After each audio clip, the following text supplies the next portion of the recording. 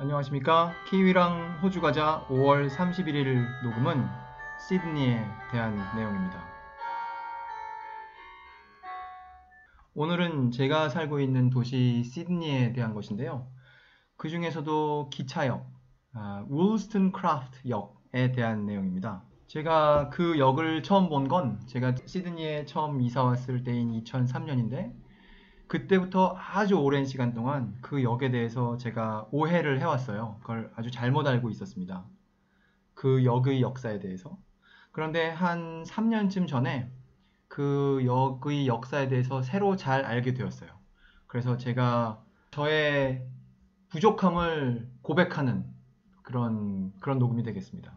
이제 그 역에 대해서 자세히 이야기를 하려면 세 사람에 대해서 제가 이야기를 해야 합니다.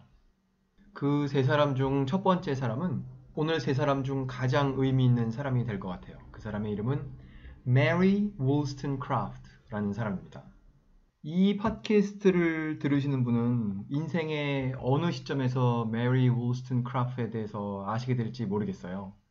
아마도 역사를 배운다거나 혹은 문학이나 철학을 배우는 어떤 과정에서 이 이름을 처음 들으시게 될 겁니다.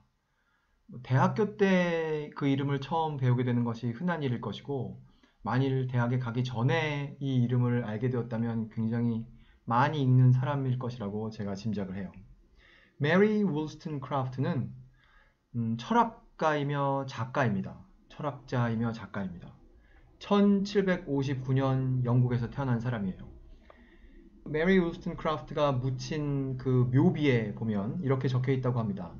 Mary Wollstonecraft Godwin, author of A Vindication of the Rights of Woman, born 1759, died 1797. 제가 날짜는 좀 빼고 읽었습니다. 짤막하게. 그러니까 이 묘비명의 메리 울스턴크라프트를 어떻게 설명하느냐? 책을 지은 사람으로 설명이 되어 있다는 거예요. 그 책은 제목이 이거죠. A Vindication of the Rights of Woman. 여성 권리 옹호라는 책입니다. 이 책에 매우 익숙하신 분들은 지금부터 한 3분에서 5분 동안의 내용은 아주 지루하실지도 몰라요. 그런데 좀 메리 울스턴크라프트에게 익숙하지 않으신 분들을 위해서 제가 이 책을 소개하려고 합니다.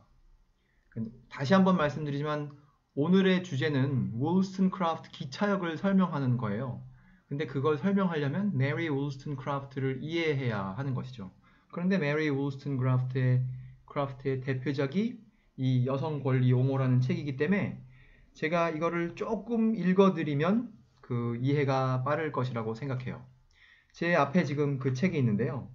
이 책은 그곳만 있는 것은 아니고 다른 많은 사람들의 글이 들어있는 것이기 때문에 제가 이거를 한국에서부터 뉴질랜드에도 이 책을 이사할 때 가져갔고, 제가 뉴질랜드에서 호주로 이사 올 때도 이 책을 그 짐에 넣어 갖고 왔으며, 제가 멜번에서 시드니로 이사 갈 때에도 이 책이 짐 속에 들어 있었습니다. 제가 큰 짐을 컨테이너에 넣어서 다니지 않고 가방을 두고 다녔는데 거기에다가 넣고 다녔어요. 넣고 다닌 책이 많이 있는데 그 중에 이제 한 권이 이것이죠. 그럼 책을 조금 읽겠습니다. 한 10줄 정도 읽으려고 해요.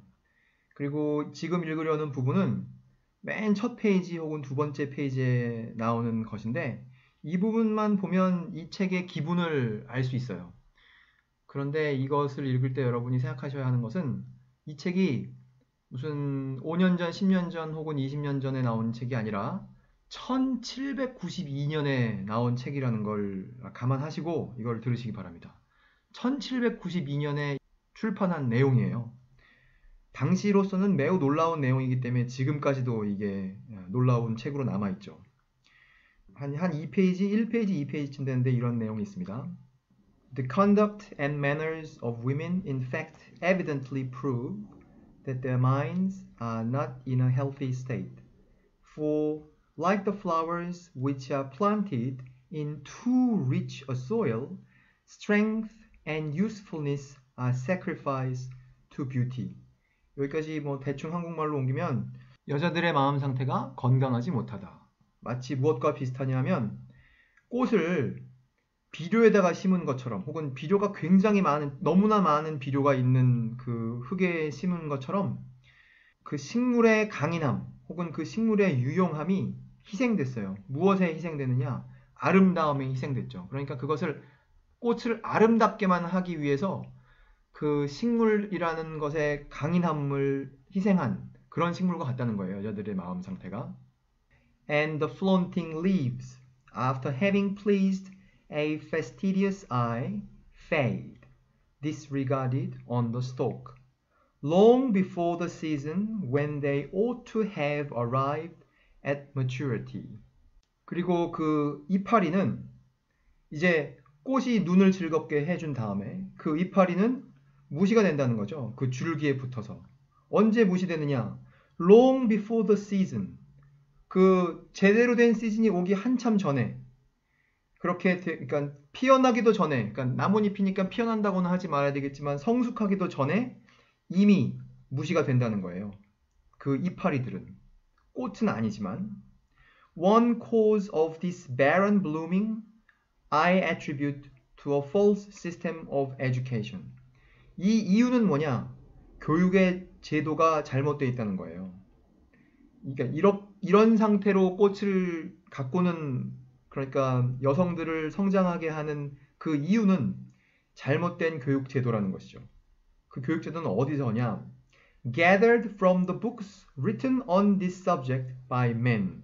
남자들이 이 주제에 대해서 쓴 글을 근거로 그 교육 제도를 만든다는 건데 그 남자들은 어떤 사람들이냐?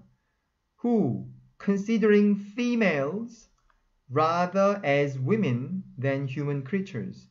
그 여성을 동등한 인간으로 보지 않고 이 여자라는 또 다른 개체로 본다는 것이죠. Have been more anxious to make them alluring mistresses than affectionate wives and rational mothers. 그러니까 그 동등한 남성과 동등한 인간으로 본다면 그 여성은 affectionate wives, 다정한 아내 혹은 애정 어린 아내 혹은 rational mothers, 이런 이성적인 결정을 하는 엄마, 그렇게 돼야 될 것인데 남자들이 그렇게 여자들이 되는 것을 원하지 않는다는 거예요. 남자들은 여자가 무엇이 되기를 원하느냐? alluring mistresses, 매혹적인 여자친구, 그게 되기를 원한다는 거예요. And the understanding of the gender has been so bubbled by this spacious homage that the civilized women of the present century, with a few exceptions, are only anxious to inspire love when they ought to cherish a nobler ambition and by their abilities and virtues exact respect. 그래서 그 교육에 의하여 여성들도 자기 자신을 오해하게 된단 말이죠. 자기 자신의 역할을. 그래서 오늘날의 여성들은, 그러니까 이 18세기의 여성들인 것이죠. 그들은 그 자기가 마땅히 해야 하는 목표, 마땅히 가져야 하는 목표, 자기의 능력이라던가 자신의 정신적인 가치라던가 이런 것을 추구하는 대신 only anxious to inspire love, 그 사랑의 대상이 되는 것, 그것에만 목표를 둔다는 것입니다. 이게 이 메리 울스턴크라프트가 자신의 시대의 여성들을 혹은 여성들의 관해 혹은 여성들의 역할에 관해 판단한 내용이에요. 그래서 이제 이 책은 뭐 이런 내용으로 뭐 책이 한 권 꽉 차죠. 아주 당시로서는 새로운 생각이고 어떻게 보면 급진적인 생각이고 그렇습니다. 그래서 메리 울스턴크라프트는 이런 생각에 근거한 자기의 삶을 살게 돼요. 그러니까 인습에 얽매이지 않는 삶을 살게 되죠. 그 인습에 얽매이지 않는 삶의 예는 무진장 있는데 그걸 조금씩 살펴보겠습니다. 이분이 1759년생이니까 1784년이 되면 25살이죠.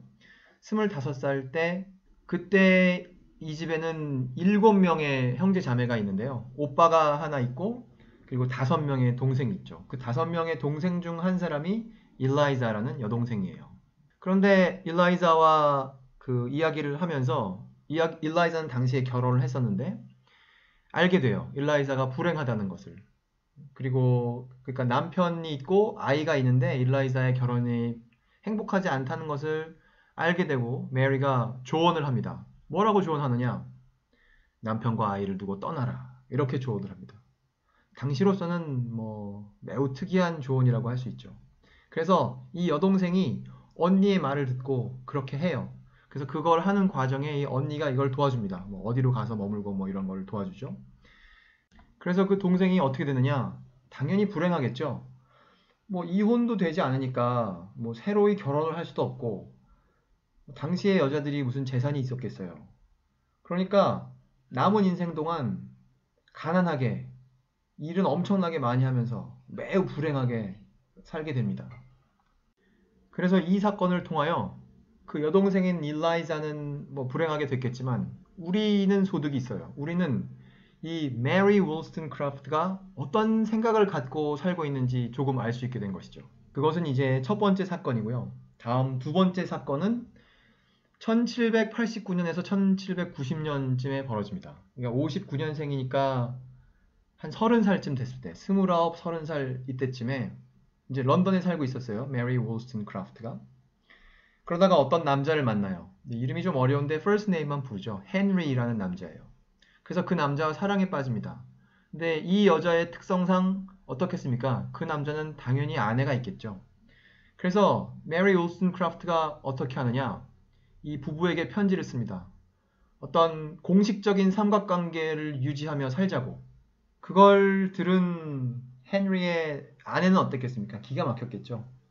그 기가 막혀 하는 아내를 보며 헨리는 또 메리 월스턴크라프트를 더 이상 좋아할 수 없게 됐죠. 그래서 거기서 관계가 끝납니다.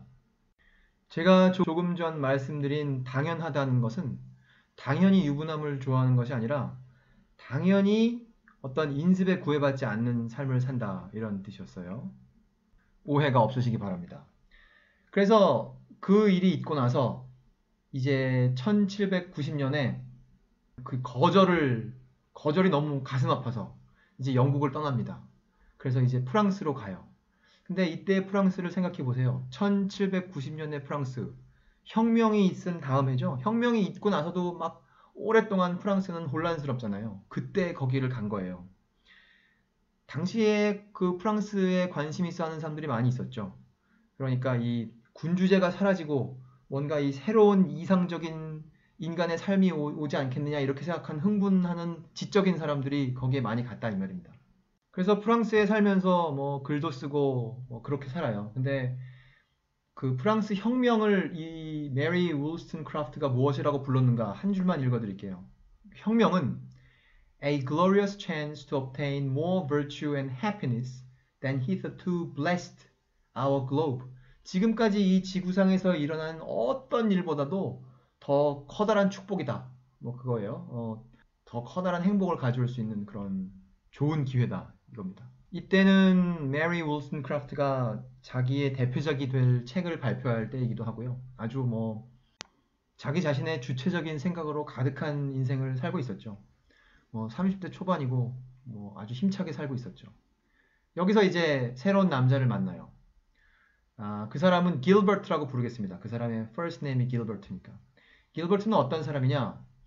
이 직업이 어드벤처러라고 되어 있어요. 그 당시는 뭐 혼란스러운 상황이니까 모험을 하는 사람들이 있었겠죠. 근데 그 무엇을 위한 어드벤처러냐?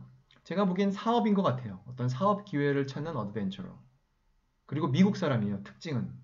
그런데 이런 1793년의 프랑스를 생각해 보십시오.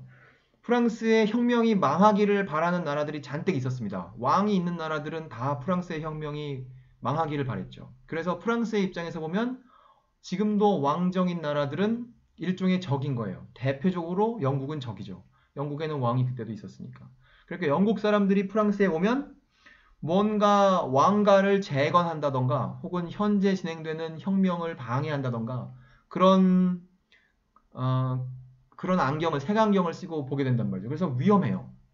그래서 이 길버트라는 남자가 미국 사람이니까 그 여자를 보호한답시고 그 프랑스에 있는 파리에 있는 미국 대사관에다가 자기 여자친구니까 이 여자가 나의 아내다 이렇게 말을 한 거예요. 결혼한 적 없습니다. 거짓말이에요. 그리고 이 메리 월스턴크라프트의 소신으로 보아 무슨 결혼할 때까지는 뭐 이러면 안 되고 결혼한 다음에만 뭐 이러면 되고 그런 게 없어요. 그런 거 따지지 않습니다. 그것은 사회가 여성에게 씌운 굴레와 같은 것이죠. 그런 인습에 갇힌 생각을 해서는 이런 여성 권리 옹호 같은 삶을 살 수가 없죠. 그래서 이제 길버트의 아이를 임신하게 되고 1794년 5월 14일 그 아이가 태어납니다. 첫 번째 딸이에요. 그 딸 이름을 페니라고 짓습니다. 페니 자기 친구의 이름인데 이제 딸을 페니라고 부르죠. 그래서 그 아이를 낳고 매우 기뻐해요. 그러니까 생각해 보십시오. 영국 사람이 미국 남자와 프랑스에서 아이를 낳은 거예요. 혼란스러운 프랑스에서. 그리고 영국을 적으로 생각하는 사람이 많이 있는 프랑스에서, 파리에서. 그리고 이 메리 울슨크래프트는 일종의 철학자이며 사상가니까 이 혁명에 대해서 하고 싶은 말이 많습니다. 그리고 아주 정열적으로 참여를 하죠. 그래서 막 글도 쓰고 말도 많이 했겠죠. 길버트의 입장에서는 어땠겠습니까? 지금 아이가 태어났는데 일종의 여자친구인 이 사람은 혁명에 대해서 글을 쓰고 행복했을까요? 어떻게 하느냐? 떠납니다. 떠나고 나서 뭐 돌아오겠다고 하고 떠나죠. 하지만 이제 그 떠나 있는 시간이 점점 길어지고 그 글이 뜸해지는 것으로 보아 메리 울스턴크래프트는 이제 판단을 내리게 됩니다. 아마 다른 여자를 만났을 것이다. 여기서 몇 가지만 짚어보죠.